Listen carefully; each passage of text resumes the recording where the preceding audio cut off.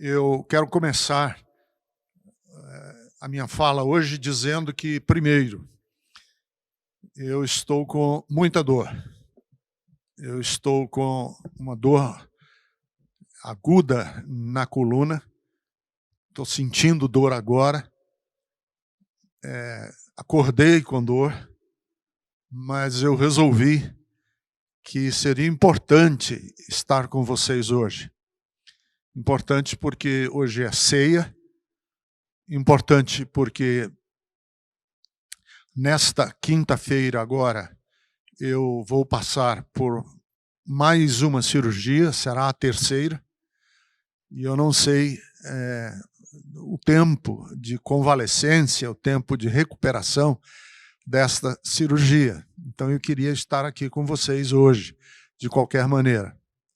A Jerusa, minha mulher, já falou para vocês que a Bethesda não tem ou não está tendo reuniões presenciais. Nós temos aqui um mínimo de gente que nos ajuda na elaboração do que é necessário para a gente chegar até vocês. Tem uma equipe ali atrás preciosa, que é a equipe que trata da questão da internet, dos computadores, da regulação do som.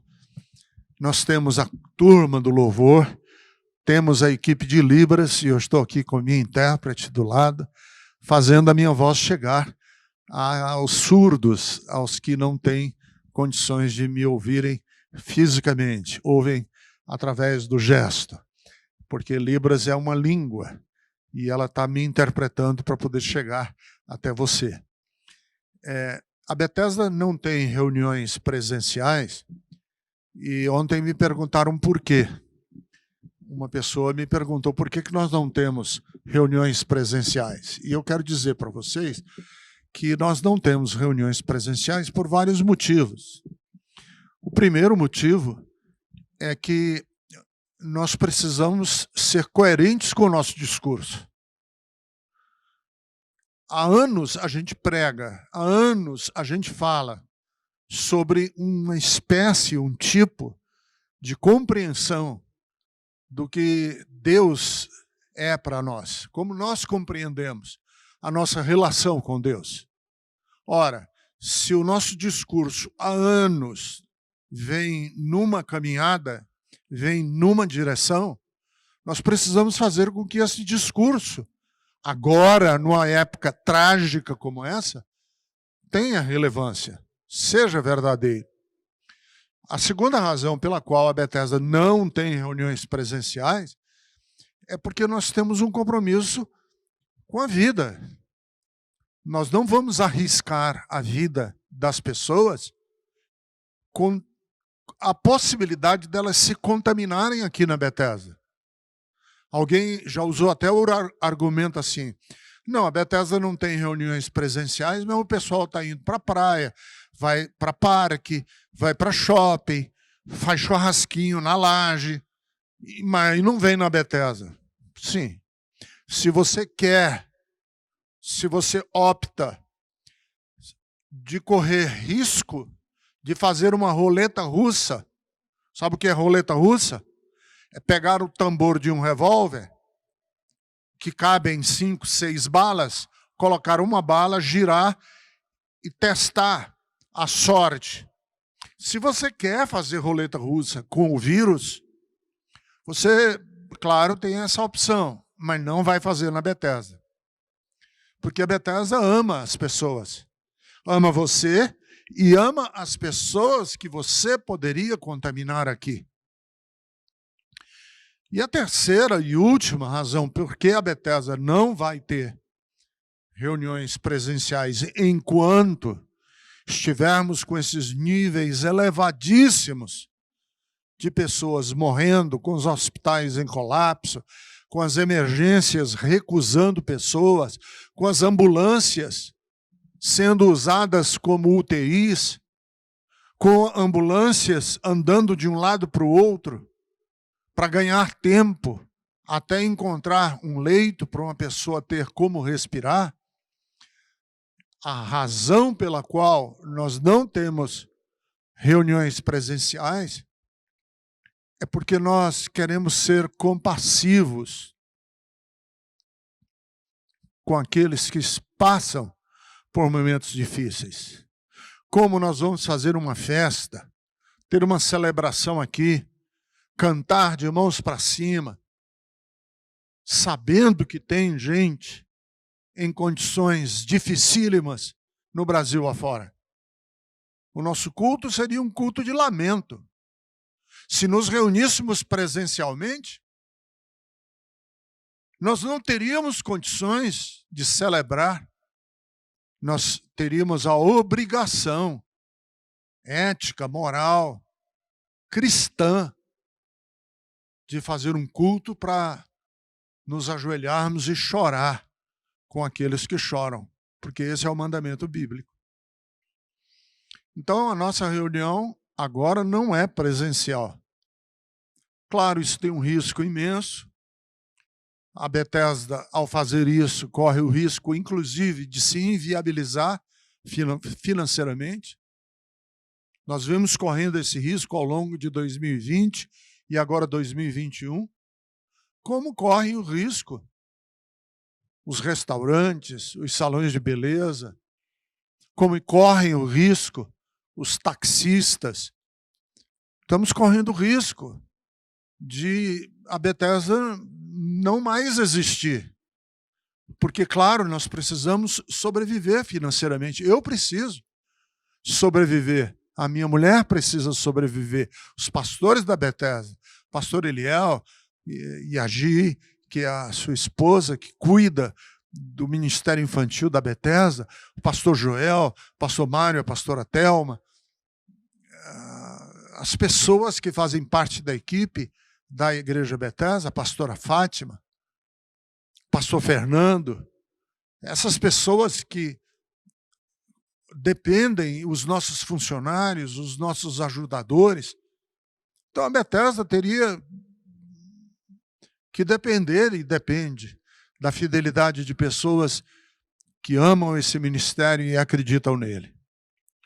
Eu quero ler para vocês hoje, porque eu não posso me delongar muito devido à minha própria condição, que eu estou com muita dor nas costas, eu estou sofrendo aqui e preciso falar para vocês aqui um pouco. A partir de 2 de Coríntios, abra comigo a sua Bíblia, 2 de Coríntios, capítulo de número 12. 2 de Coríntios, capítulo de número 12, a partir do versículo de número 1. Até o 10. Eu vou ler 10 versículos. Me acompanhe daí de onde você está. É necessário que eu continue a gloriar-me nisso.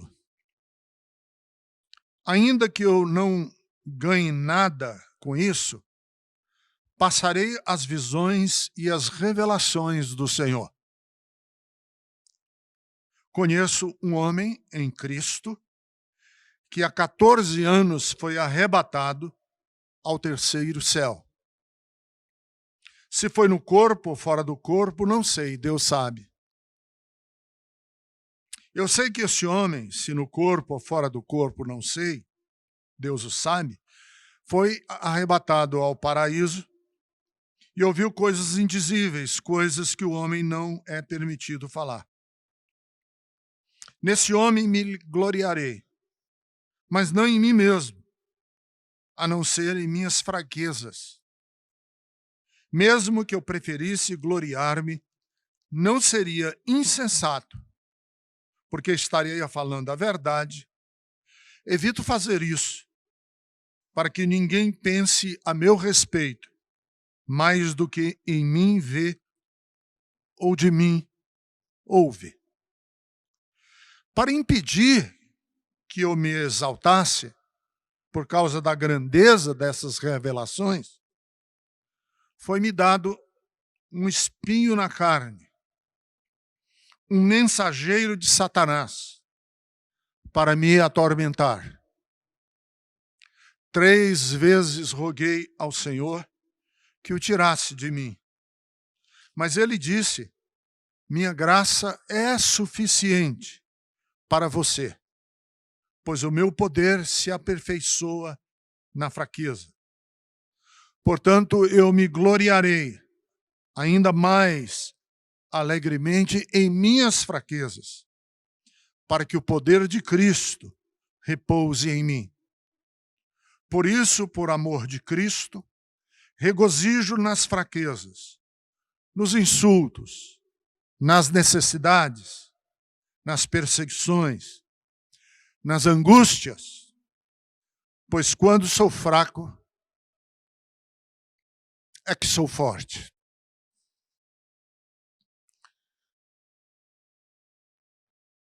Mais ou menos no final de outubro de 2020, eu comecei a sentir uma pequena indisposição muscular na região lombar. Eu achei que eu estava com uma distensão muscular, alguma contratura, e pedi a Jerusa para fazer uma pequena massagem nas minhas costas, alongando os músculos. Mas essa dor aumentou e foi aumentando e foi aumentando ao longo de uma semana. Então, no começo de novembro, eu já não suportei a dor. Não só pela extensão, mas pelo nível que estava acima da minha capacidade de suportar. Pedi o Vili, meu genro, que me levasse ao hospital de emergência. Entrei na emergência do hospital.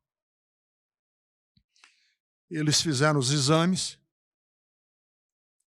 exame de sangue, fizeram os pequenos exames e viram que era uma questão para um ortopedista.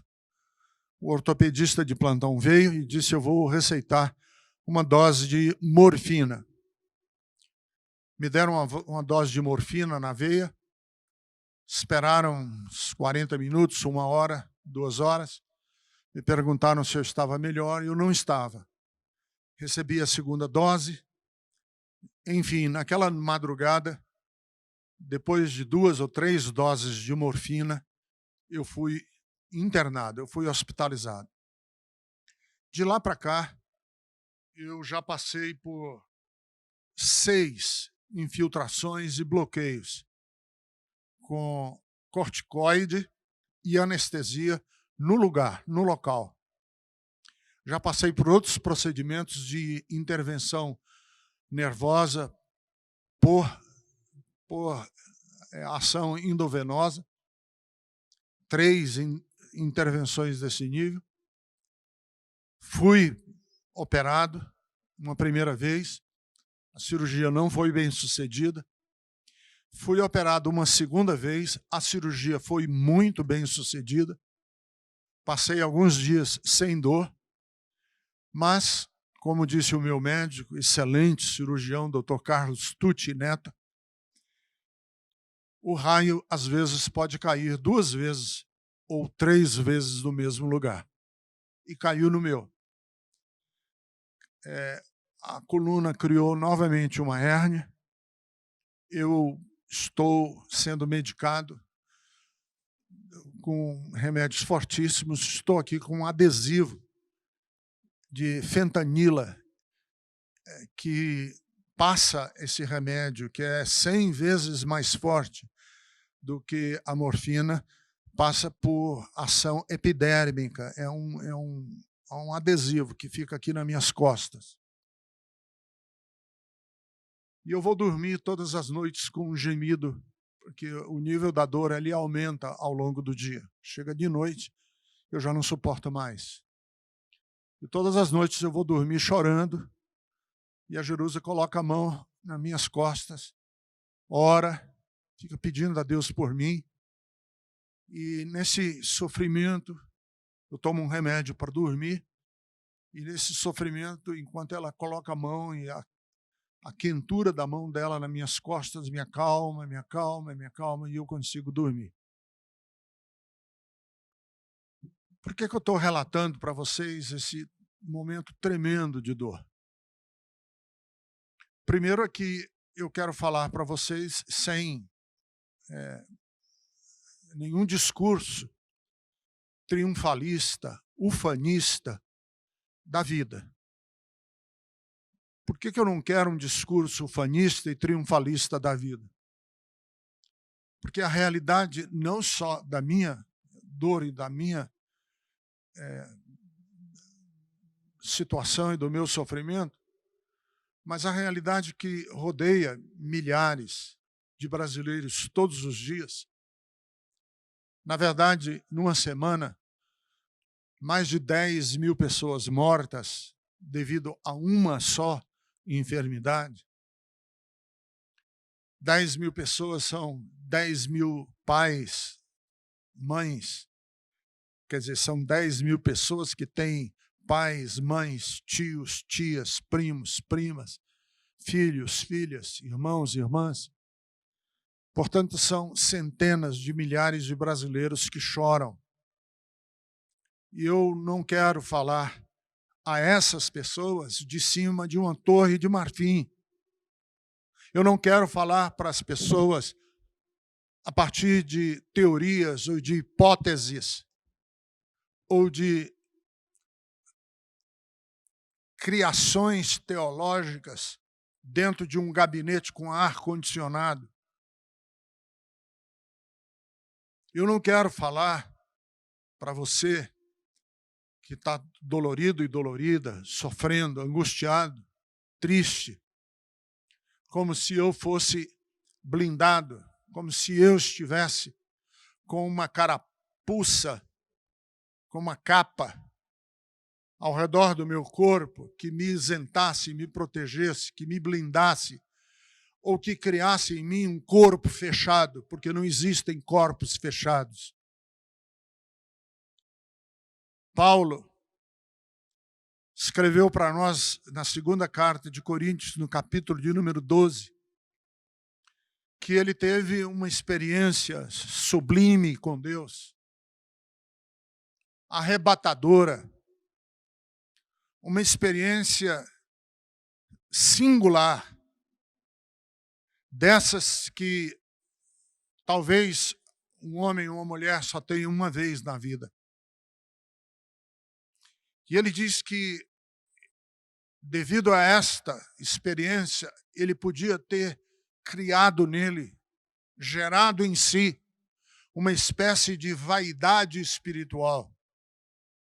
Vejam, vaidade espiritual.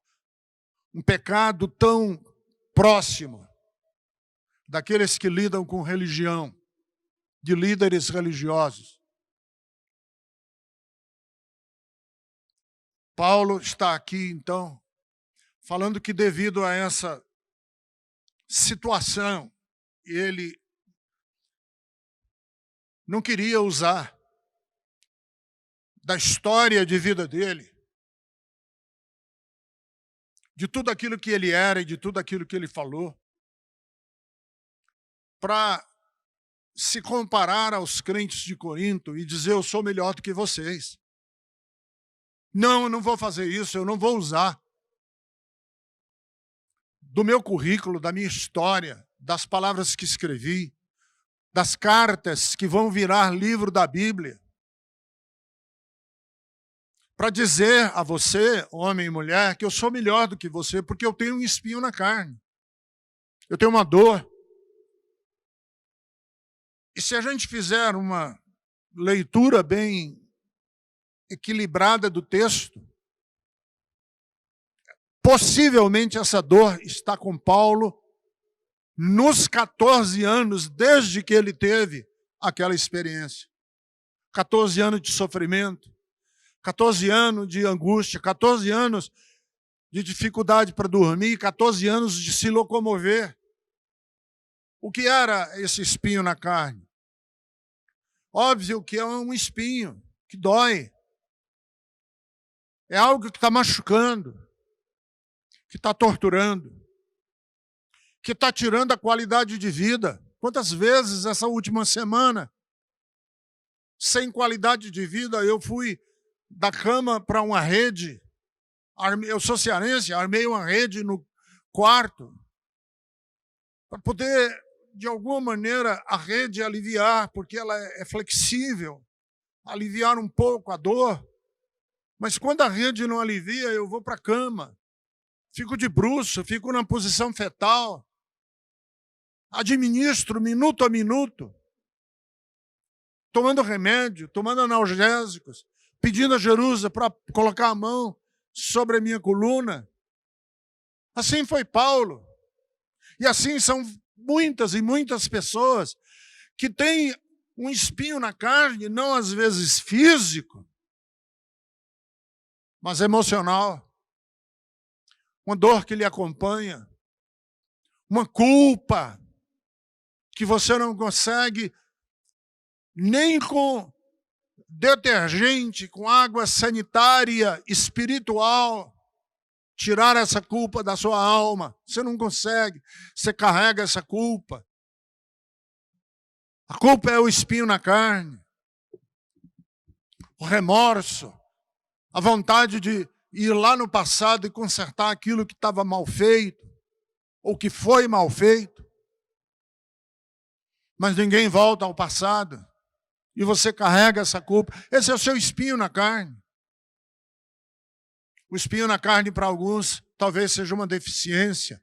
O espinho na carne para alguns talvez seja uma frase que você ouviu na sua infância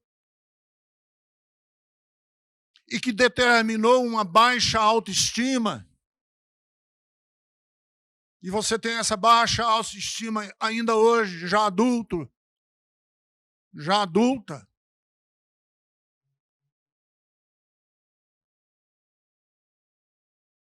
A minha dor e o meu sofrimento é um apelo para você. Um apelo para você, porque eu quero dizer 3 coisas. A partir do testemunho de Paulo em 2 de Coríntios, capítulo 12. Primeiro, não há nada de especial em confessar sucesso. Extraordinário, excepcional, é contar as nossas fragilidades. Não há nada de especial em contar sucesso. A grandeza de um homem, a fortaleza de uma mulher, vem quando ele e quando ela consegue admitir, confessar as suas fragilidades.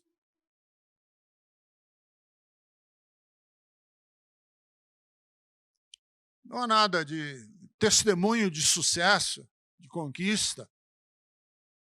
Na verdade, eu já estou meio que empanturrado de testemunhos de sucesso. Na verdade, eu já estou enfastiado. Porque o enfastiado é aquele que comeu muito.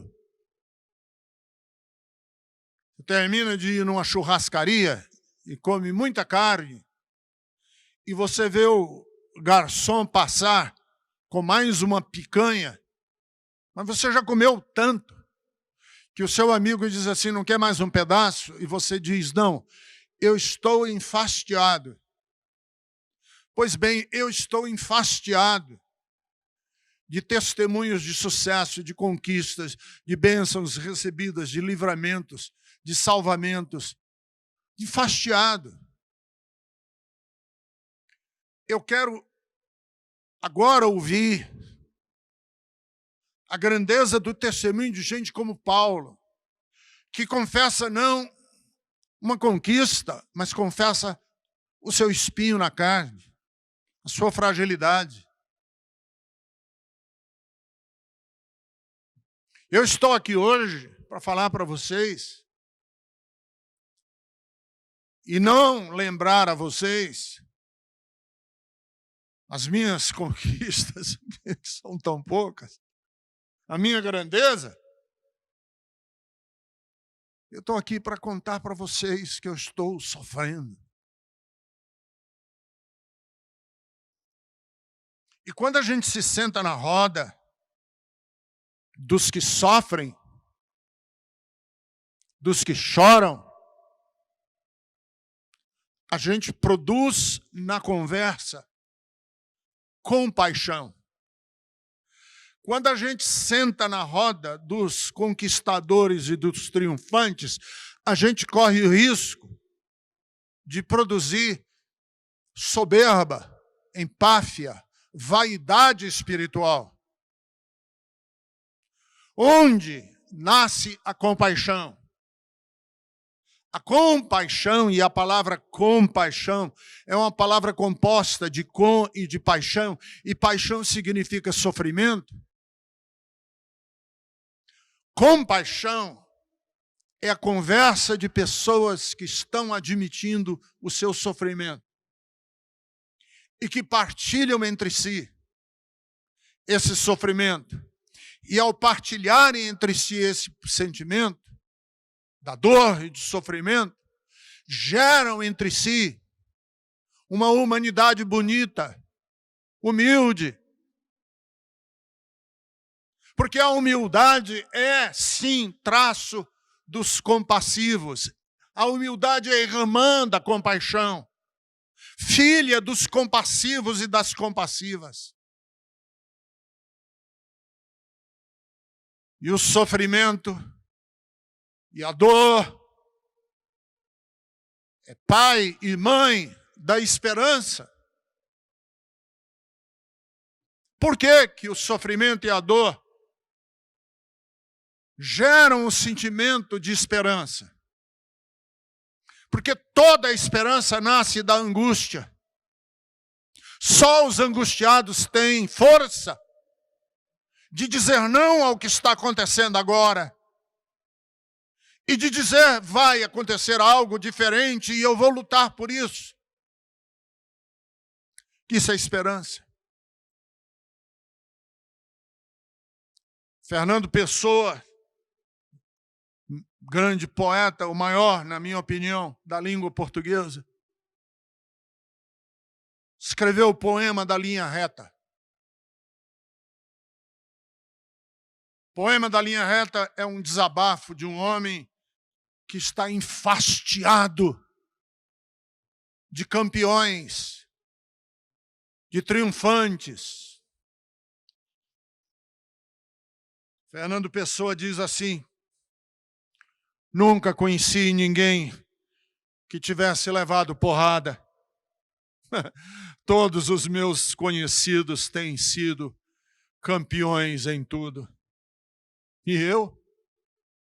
Tantas vezes reles, tantas vezes porco, tantas vezes vil, eu, tantas vezes irrespondivelmente parasita, indesculpavelmente sujo, eu, que tantas vezes não tenho tido paciência de tomar banho, eu que tantas vezes tenho sido ridículo, absurdo, que tenho enrolado os pés publicamente nos tapetes das etiquetas, que tenho sido grotesco, mesquinho, submisso e arrogante, que tenho sofrido enxovalhos e calado, que quando não tenho calado, tenho sido mais ridículo ainda. Eu que tenho sido cômico às criadas de hotel. Eu que tenho sentido o piscar de olhos dos moços de fretes. Eu que tenho feito vergonhas financeiras, pedido emprestado sem pagar. Eu que, quando a hora do soco surgiu, me tenho agachado para fora da possibilidade do soco. Eu que tenho sofrido a angústia das pequenas coisas ridículas, eu verifico que não tenho par nisso tudo neste mundo. Toda a gente que eu conheço e que fala comigo, toda essa gente tem sido campeã em tudo. Nunca tive um ato ridículo. Essa gente que nunca sofreu enxovalho. Essa gente que nunca foi príncipe, se não príncipe. Todos eles são príncipes na vida. Quem me dera ouvir de alguém a voz humana que confessasse não um pecado, mas uma infâmia, que contasse não uma violência, mas uma covardia. Mas não. São todos o ideal. Se os ouço e me falam, quem há nesse largo mundo que me confessasse uma vez que foi vil? Ai, estou farto de semideuses. Onde é que há gente no mundo? Então, sou só eu que é vil e errônea nessa terra?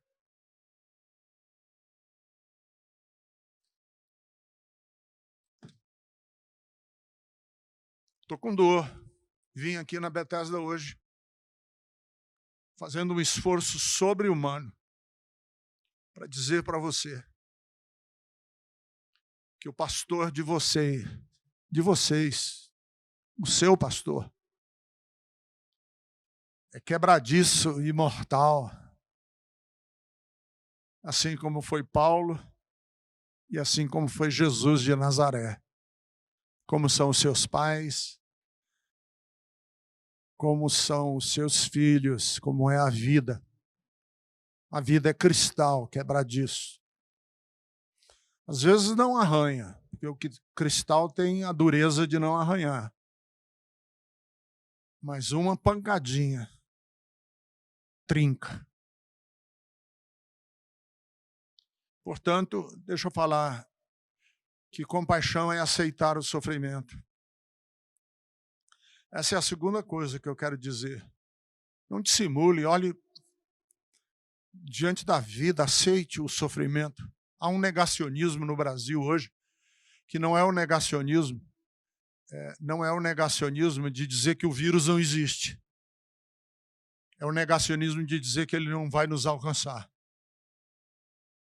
De que ele não vai tocar na gente. E a gente se acha, todo mundo se acha e se crê às vezes blindado e protegido, porque cita o Salmo 91 e acha que o Salmo 91 é um absoluto para a vida, e não é. Eu já falei, o Salmo 91 é a aspiração, o desejo de que aquilo aconteça. É uma vontade de que aquilo se concretize. Mas o Salmo 91 não é a realidade da vida. Porque no terremoto morrem cristãos. Na epidemia do vírus estão morrendo pastores, gente preciosa, gente querida, pastoras, cristãos e cristãs, padres, freiras, estão morrendo. E é nessa hora que é preciso a gente olhar a dor de frente e deixar que a dor nos toque. E por último, nós precisamos acreditar que o espetáculo da vida não está no fim. Que a beleza de viver não está em chegar a um alvo. A beleza da vida está no meio do caminho, está na vida. Não é em chegar lá. Pense num barquinho que está viajando, está navegando, mas que o barquinho desistiu, ou o timoneiro, ou o capitão do barco, desistiu da possibilidade de querer chegar em algum lugar. Ele está navegando, está desfrutando, está velejando. Então eu quero dizer para vocês o seguinte, que Paulo sofreu horrores por 14 anos. Mas o fim da vida de Paulo não foi espetacular. O fim da vida de Paulo foi perder a cabeça, ele foi degolado. Cortaram o pescoço dele quando ele ainda era um jovem senhor. Porque eu quero tirar dessa ideia aquilo que as pessoas dizem assim, não, isso vai passar, vai ficar tudo bem. Não, isso vai passar, vai ficar tudo bem. Para algumas pessoas não vai passar. O ficar tudo bem não é quando passar. O ficar tudo bem é encontrar no meio e na dor e no espinho a graça. Porque o Senhor disse para Paulo, a minha graça te basta. E o que é graça aqui? Graça aqui é a beleza da vida, de viver. É possível, no sofrimento, encontrar pequenos momentos, celebrar pequenos momentos de beleza, de humanidade. Eu tenho feito isso com a minha mulher. No meio da grande dor, nós temos sentado na mesa, tomamos meio cálice de vinho, pedacinho de pão, e transformamos a nossa noite com pão e vinho e queijo. Simples, nada espetacular. O vinho não é de grandes qualidades, é vinho acessível. De R$35 a garrafa, R$30, baratinho. Porque o importante não é o preço nem a qualidade.